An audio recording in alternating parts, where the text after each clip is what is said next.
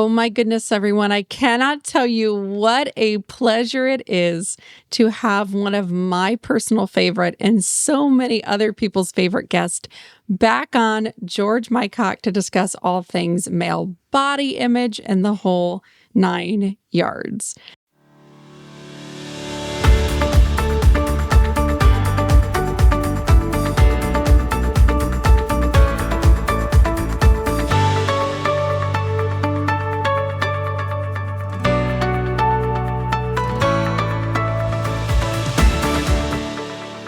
George, thank you for being here.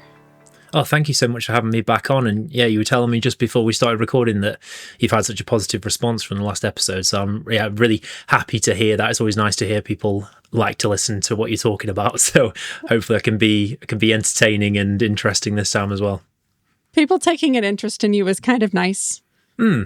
Like both for the ego boost and like, oh, people really do care about what I do. And in your case, not only do I care, so many other people care, but for those that are not familiar with your work, can you describe it in a nutshell for us before we get into all of those hard questions?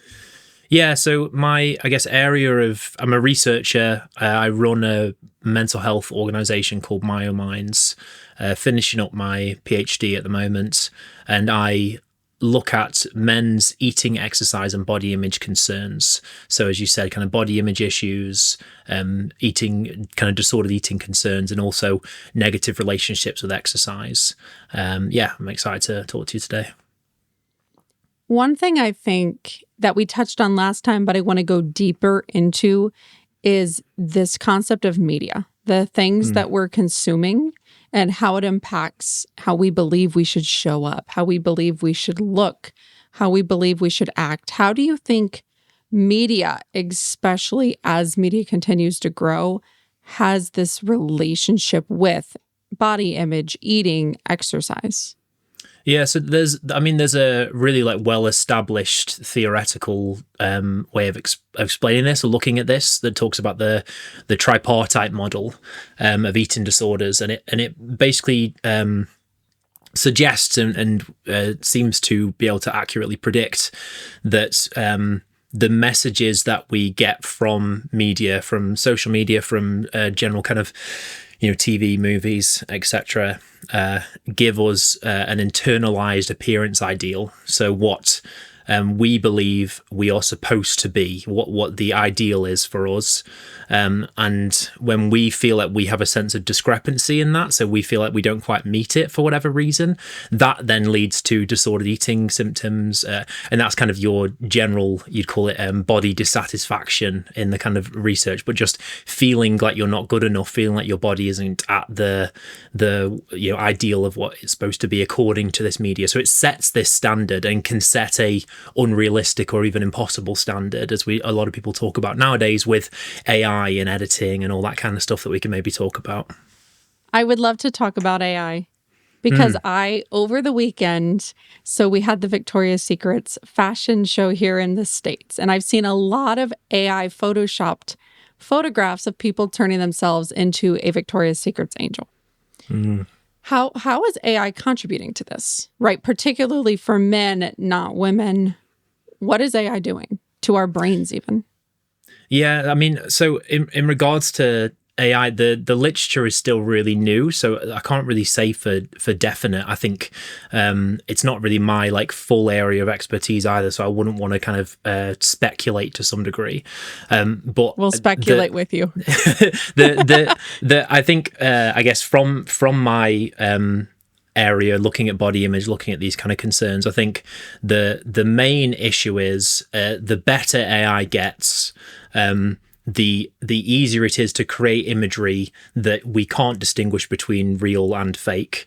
The higher prevalence there's going to be of impossible body ideals and impossible body images, and the ease in which for people to be able to edit and adapt their own appearance for social media, and setting that body ideal for other people and even for themselves. There's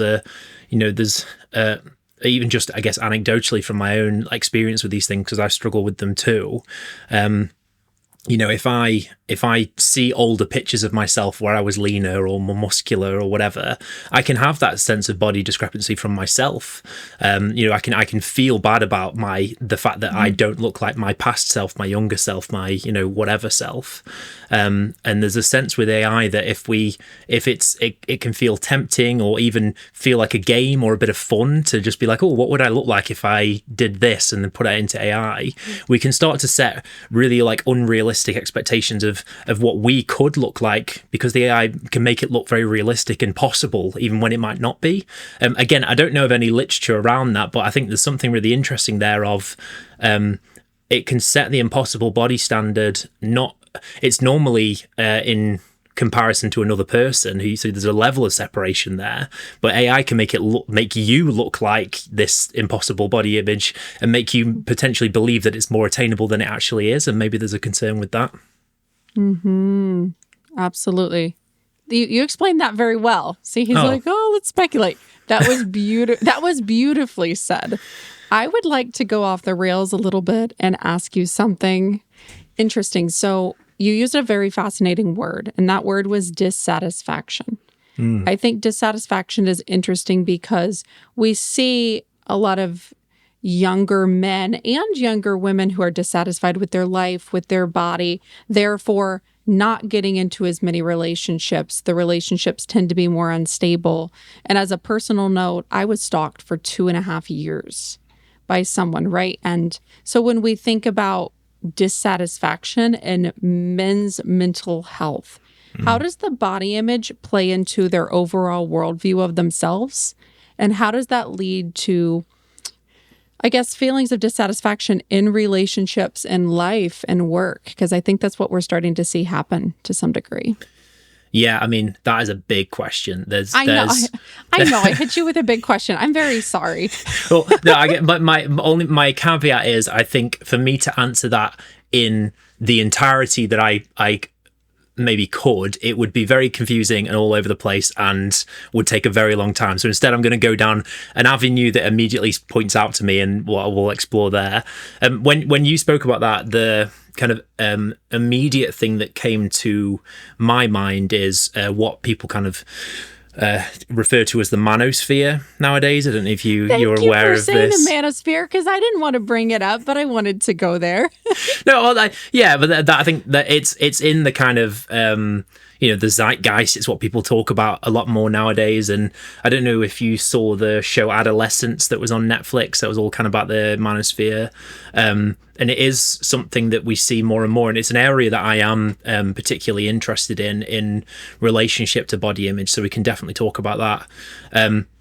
Again, the literature is very small. Like our research into the manosphere is so new, and the manosphere is also much more complex than we often consider it to be. There are several kind of subgroups to this overarching idea. There's obviously the incels, there's the pickup artists, these kind of different groups that are vastly different, even though they tend to get thrown into this thing. But I think part of what we can talk about in regards to this is, when we look at for example, the incel community, some of the data that comes out about those in particular. So for people who don't know, incel stands for involuntary celibate, and it's basically this idea. It's this group of young men often who it's the community itself is usually defined and identified as having a standard. It's anti-feminist. It's the idea that feminism is bad and that it's negatively impacting young men's lives. And the incel community are young men or just men in general who identify with feeling like for whatever reason feminism is against them, and it's stopping them from being able to have sex with women, to be specific. It's very heteronormative as well, so it's very kind of like men and women. And it's where you often see, if you watch Adolescence, you talk about it. This podcast isn't about the manosphere, but we talk just to give you a bit of insight into it. But one of the kind of fundamental underpinnings of incel and this kind of that area of manosphere is this idea of, they call it sexual market value, which is that it's very important in these communities and these subgroups that you are physically attractive and even just attractive in the sense of just you can find a partner, you can, date people, you can whatever, and that's all equivalent on your sexual market value, this kind of scale of how attractive you are, I suppose.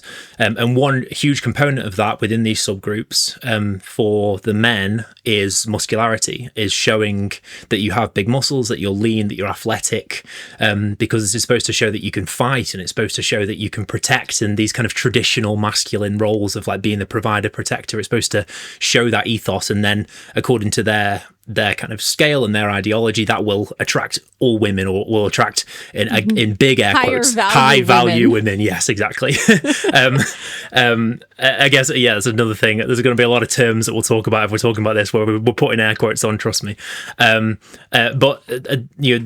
I think even just talking about this, it's underpinned by this idea of your attraction and your value, and that tying to, your money, your like power, so like societal power, having like a high standard job, etc. And in a kind of world where, especially kind of in the Western world, economic crises are happening all over the place. People are struggling with jobs, losing their jobs. And a lot of men are struggling within the job market and with economics, more so than maybe they have seen their parents struggle with or their grandparents struggle with. And that sense of meaning or sense of self-worth that they might have got from that, especially if they're kind of socialized with these traditional masculine ideas and moving into a manosphere, the body and body image and showing muscularity and this kind of stuff might feel like the only option for some of these men. And I think it's really interesting to me that the entry point for this like manosphere, the quote unquote red pill as they call it, is often based on the idea that I'm not attractive enough, therefore I need to learn these pickup things, or I need to learn this ideology to be able to recognize what the world's really like, and that it's because I'm not attractive enough, everything's out against me, feminism's trying to take things away from me. And how sad. Yeah. As a caveat, how sad. No, yeah, it's really sad. The incel group is really interesting to me because the literature that's come out more recently from a guy called, I can't remember his first name, but his last name's Costello. And he did a survey with incels, and like one of the things that really stood out is how high they are on suicidality and like mental health concerns. They're often they often score higher on like kind of autistic spectrum. They're often minority kind of ethnicities. And it like the survey, it shocked me, to be honest with you, because it's not what I kind of assumed, but those groups in particular seemed to be a lot of very like sad and upset and struggling men. They also do, then some of them do horrible things. I'm not trying to be like we should sympathize with them entirely, but there is also a level of like, I have sympathy, like there's empathy there of like, that sounds awful. Well, I do too. And I think it's been more recent for me, but the farther I've become removed from some of the things that happened to me, and I don't want to turn this into the Brooke sob story, I've been able to see how dissatisfied you must be with yourself to do that to someone else for that period of time. And to your point about it is very sad. It prevents people from having normal relationships, right? And then women don't know how to support men in their life because there is so much of this.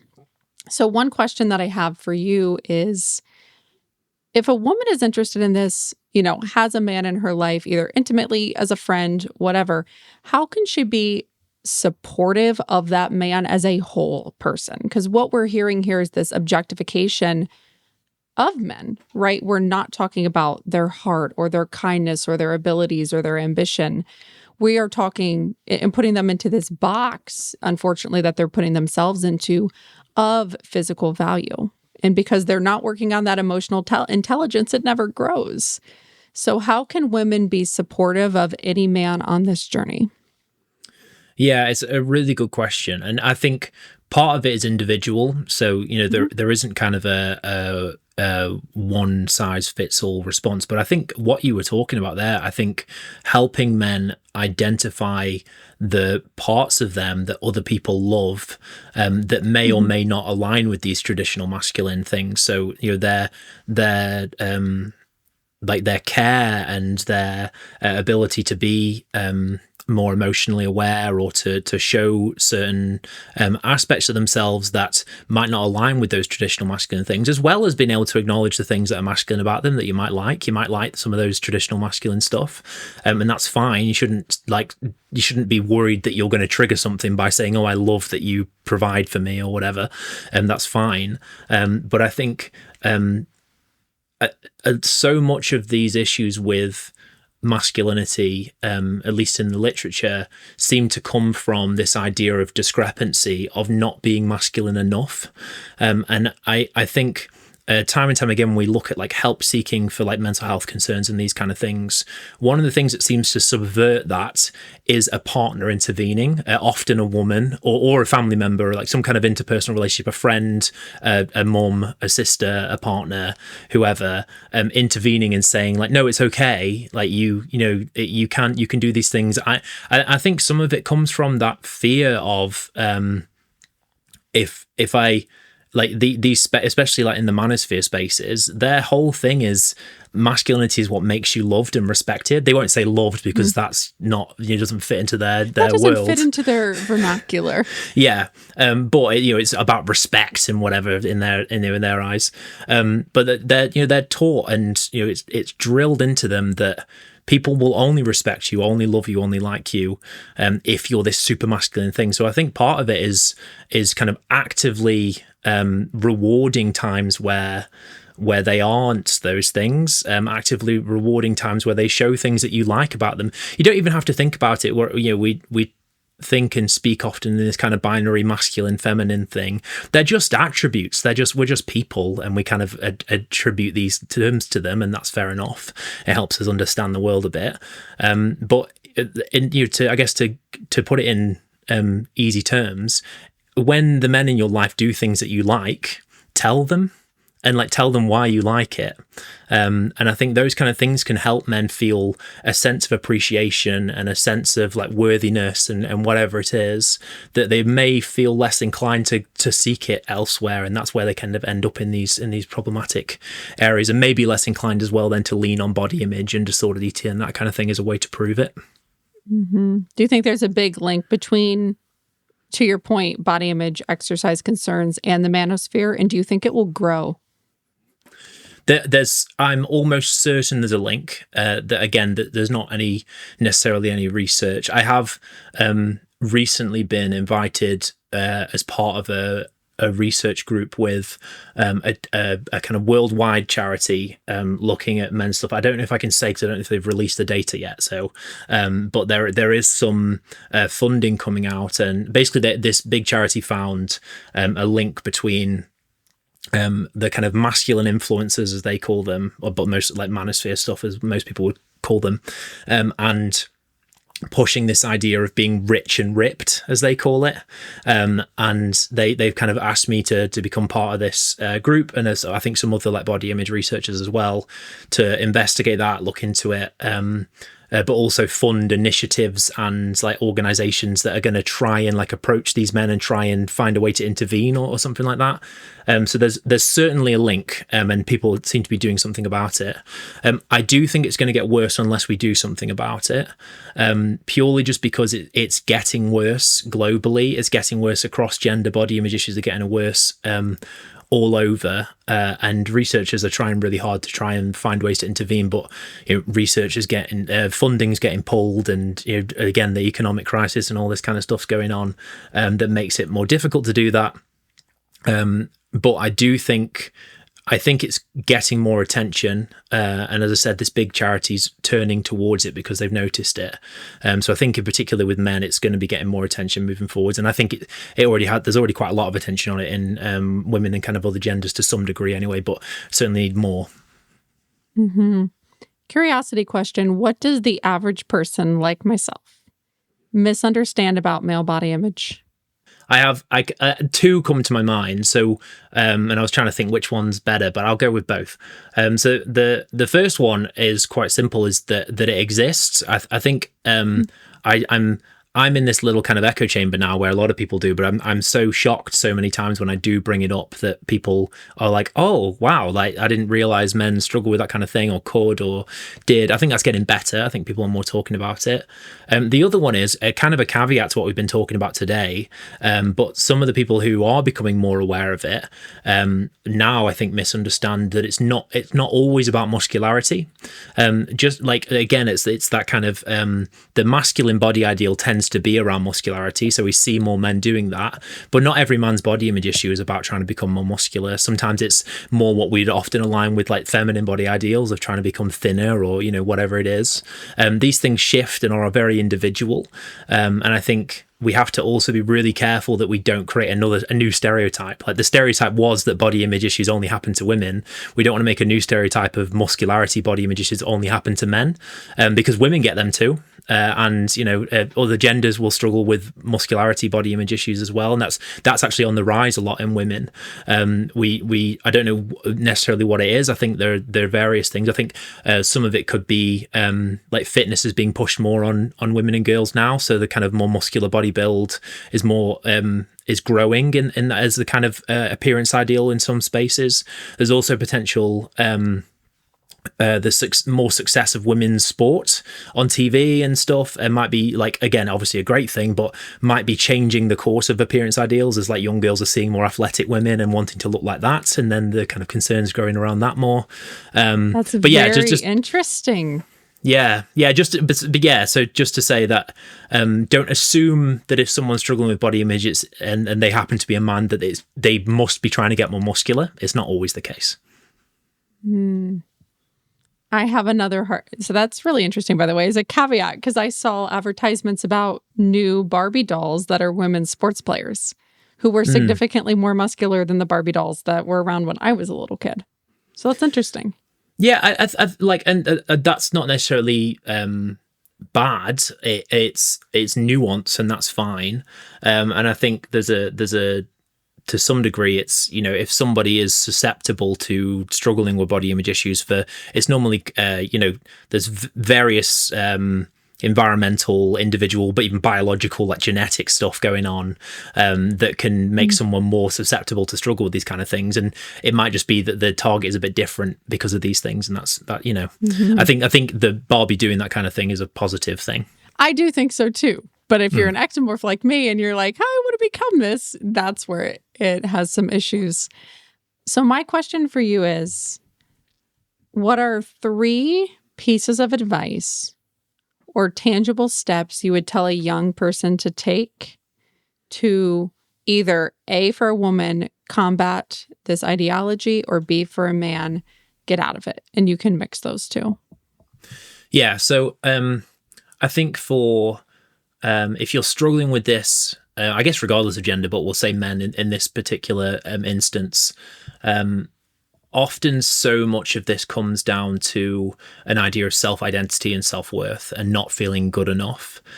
One practice that I did just from my own lived experience, like working on myself when I was struggling with this, was try and practice every day or every week or whatever it is, writing down things that you like about yourself that have nothing to do with your body.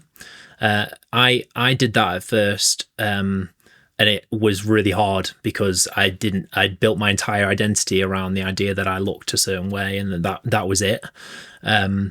And it took, weeks and weeks of trying every single day. And eventually you grow and you grow this list, and you start to realize, oh, I'm a good friend, and sometimes I'm funny and I'm smart and I am kind to people and I have empathy. And like, these are all things that I can, and it's shocking how much that can have an impact on how you see yourself. Because I think you have to actively change these ways that we think and the ways that we feel.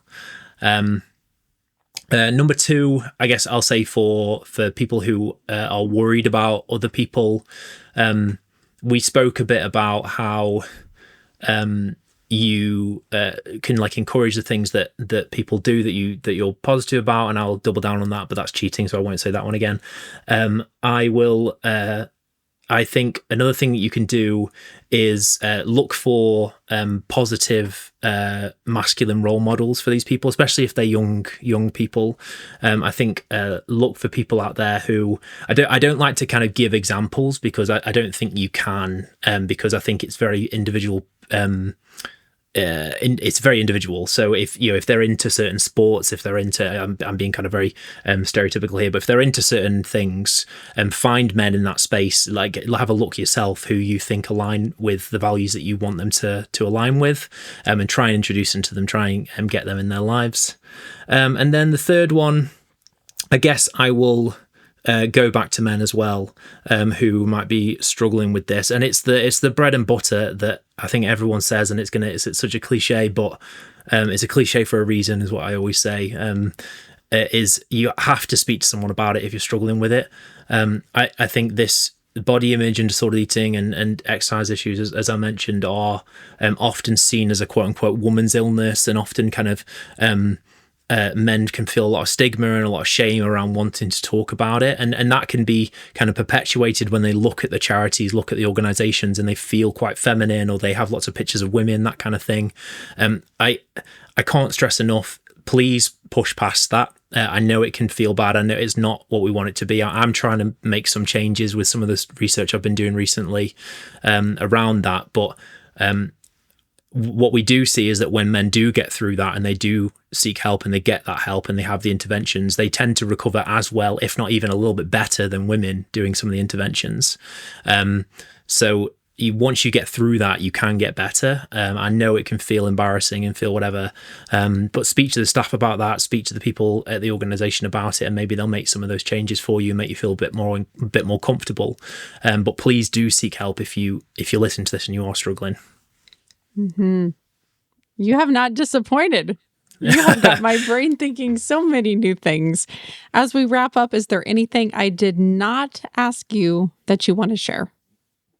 I guess I will just plug, as I mentioned there, the way that these organizations kind of advertise themselves can be a problem. It's something we found in our research, and I've very recently kind of published on the MyoMinds website. I can send you the link to it, a guidance document that we co-designed with some men who have lived experience of these concerns, and the guidance is for healthcare services, charities, organizations, people, if you have your own private practice and you provide care, therapy for people with body image issues, eating disorder, exercise issues. It's a way that you can advertise, the way that you kind of market your service, and how it can be more inclusive to men and things to consider. And like I said, that was co-designed with men with lived experience. So we kind of spoke to them about what they think should be changed, what we think should be included. And I think it's really useful, and it's the first of its kind. So we're hoping it's going to have a good impact. And a bunch of charities and organizations and services in the UK have already started taking it in and started using it. So if people are listening and they're interested, go check that out. That's incredible. Okay. And if somebody wants to follow you on social media, take advantage of the amazing resources you have. Where do they go? If you go on Instagram is the one I use the most. If you it's myo_minds. Also, you can just Google my name or Google MyoMinds and you'll find it. My name's unique enough that no one else will pop up, so you'll be fine. You don't say. Oh my goodness. Well, I want to say thank you so much for coming here. I learned, I hope that our viewership is able to really take this to their heart and see how they can contribute to this, because I really believe that everybody becoming educated about it is going to help and prevent this from getting so much worse, as you mentioned. So I want to say thank you for the powerful, incredible work you do and for sharing your time and energy with us. Thank you so much for having me. I really appreciate it. Yes. Oh my goodness. And thank you so much, everyone, for listening to another episode of the Campus Chronicles podcast. So if today's episode gave you life, perspective, or just a much needed moment to breathe in a busy world, I don't want you to keep it to yourself. Share it, tag us, please send it to a friend who needs to hear it. And if you're not on our newsletter yet, what are you doing? Go to campuschroniclespod.com and join the crew. We have all the behind the scenes things, unfiltered thoughts from me and the team, bonus resources, and insider only invites to events, giveaways, and things that we really don't post anywhere else. I promise I'm not going to spam you. It's just the good stuff straight to your inbox. Being in university is wild enough. You don't need to miss out on what matters. Sign up now and let's make this next semester the one that you stop surviving and start thriving. Until next time, stay bold, stay curious, keep writing your own chapter. This is Campus Chronicles.